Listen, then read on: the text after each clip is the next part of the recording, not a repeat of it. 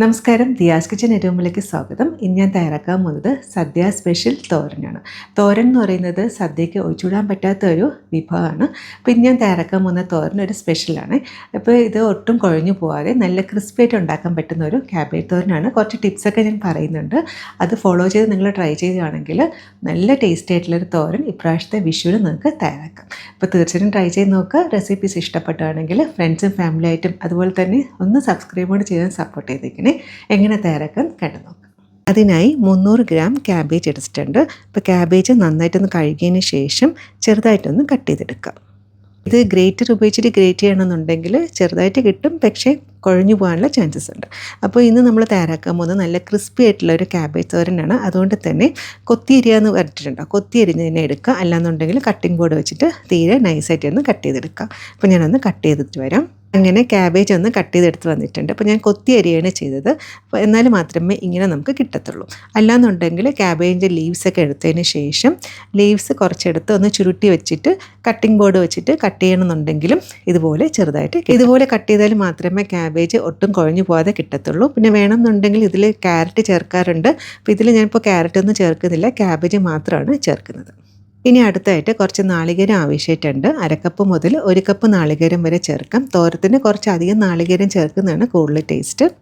ചെറിയുള്ളി 8 മുതൽ 10 ചെറിയുള്ളി ഇതുപോലെ ചെറുതായിട്ട് കട്ട് ചെയ്തെടുക്കുക. അതുപോലെ തന്നെ പച്ചമുളക് 2 എണ്ണം നമുക്ക് എരിവിന് ആവശ്യമായിട്ടുള്ളത് എടുക്കാം. ഇത്രയാണ് മെയിനായിട്ട് ആവശ്യമുള്ളത്.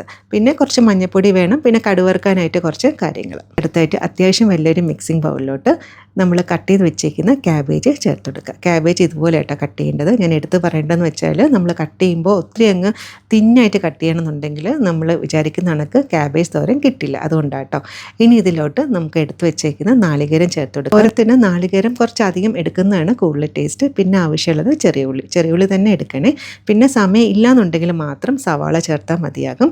പിന്നെ എരിവിന് വേണ്ടിയിട്ട് പച്ചമുളക്, കുറച്ചേറെ കരിവേപ്പില ചേർക്കുമ്പോൾ പ്രത്യേക ഒരു മണവും അതുപോലെ തന്നെ സ്വാദുമാണ്.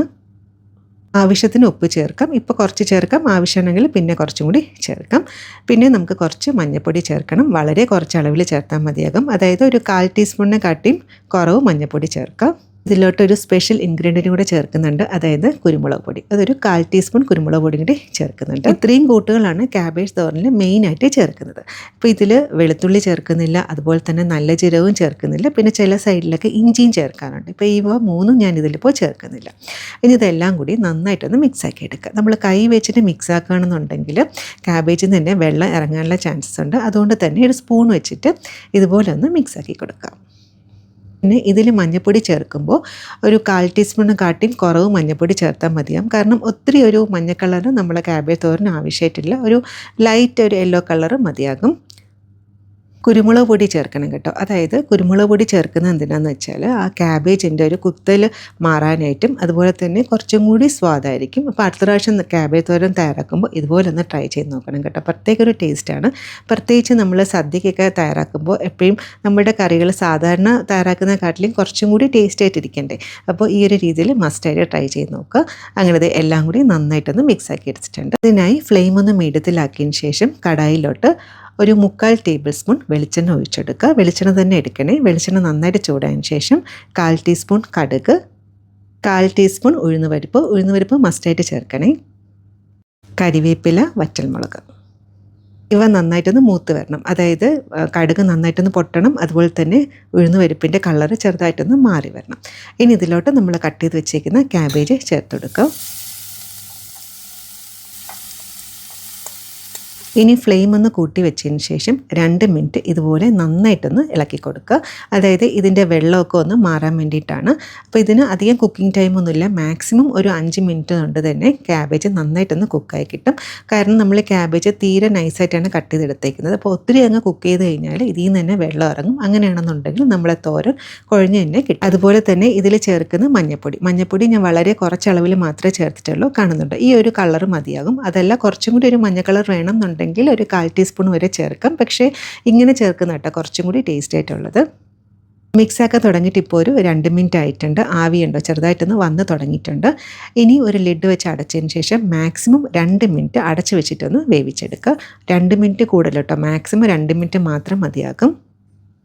പിന്നെ ക്യാബേജ് വേഗം വെച്ചിട്ട് ഇപ്പോൾ ഒരു 2 മിനിറ്റ് ആകുന്നതേ ഉള്ളൂ. ഇത്ര മതിയാകും. ലിഡ് ഓപ്പണാക്കി നോക്കാം. ക്യാബേജ് തോരൻ തയ്യാറാക്കുമ്പോൾ ഒത്തിരി അങ്ങ് ഓവർ കുക്ക് ചെയ്യരുത്.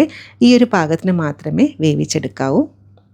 ഈ ഒരു തോരൻ തന്നെ നമുക്ക് പല രീതിയിൽ തയ്യാറാക്കാം കേട്ടോ. ഇതിൽ കുറച്ച് ക്യാരറ്റ് ചേർക്കാം, അല്ലെന്നുണ്ടെങ്കിൽ ക്യാരറ്റും ബീൻസും കൂടി ചേർക്കാം. അങ്ങനെയാണെങ്കിൽ മിക്സഡ് ക്യാബേജ് തോരനായിട്ട് എടുക്കാൻ പറ്റും. പിന്നെ ഈ ഒരു ക്യാബേജ് കുറച്ച് ഒന്ന് വെന്ത് കഴിഞ്ഞാൽ ഒരു മുട്ട അടിച്ചൊഴിക്കുകയാണെന്നുണ്ടെങ്കിൽ ക്യാബേജും എഗ്ഗ് തോരനായിട്ട് നമുക്ക് ഉണ്ടാക്കാം. അപ്പോൾ സദ്യക്ക് നമ്മൾ ഇതൊന്നും തയ്യാറാക്കില്ല. സദ്യക്ക് ക്യാബേജ് മാത്രം ചേർക്കുന്നവരുണ്ട്, അല്ലെങ്കിൽ ക്യാബേജും ക്യാരറ്റും ചേർക്കാം, അല്ലെന്നുണ്ടെങ്കിൽ ക്യാബേജും ക്യാരറ്റും ബീൻസും കൂടി ചേർക്കാം. സാധാരണ സദ്യക്ക് ക്യാബേജ് മാത്രമാണ് ചേർക്കാറ്. അതൊക്കെ നമ്മുടെ ഇഷ്ടത്തിനനുസരിച്ച് മാറ്റങ്ങളൊക്കെ വരുത്താം. ലിഡ് ഓപ്പണാക്കി കഴിഞ്ഞാൽ 1 മിനിറ്റ് കൂടി നന്നായിട്ടൊന്ന് മിക്സാക്കി എടുക്കുക. ഈ സമയം ഉപ്പ് നോക്കുക. ഉപ്പ് ആവശ്യമാണെങ്കിൽ ഉപ്പ് ചേർത്തെടുക്കുക. ഞാൻ ഉപ്പ് നോക്കിയപ്പോൾ ഉപ്പ് പാകത്തിനാണ്. ഫ്ലെയിം ഓഫ് ആക്കുക. ക്യാബേജ് തോരൻ റെഡി ആയിട്ടുണ്ട്. ഇനി ഇത് സെർവിങ് പ്ലേറ്റിലോട്ട് മാറ്റാം. നമുക്ക് തോരൻ ഒട്ടും കുഴഞ്ഞൊന്നും പോവാതെ നല്ല പെർഫെക്റ്റായിട്ട് തന്നെ കിട്ടിയിട്ടുണ്ട്. ഇപ്രാവശ്യത്തെ വിഷുവിന് പറ്റുകയാണെങ്കിൽ തോരൻ ഇതുപോലെ ഒന്ന് ട്രൈ ചെയ്ത് നോക്കണേ.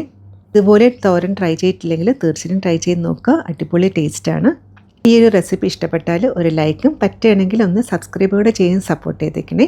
പറ്റുന്ന പോലെ സന്തോഷമായിട്ടിരിക്കുക. അപ്പോൾ എല്ലാവർക്കും നല്ലൊരു വിഷു ആശംസിക്കുന്നു. Thank you.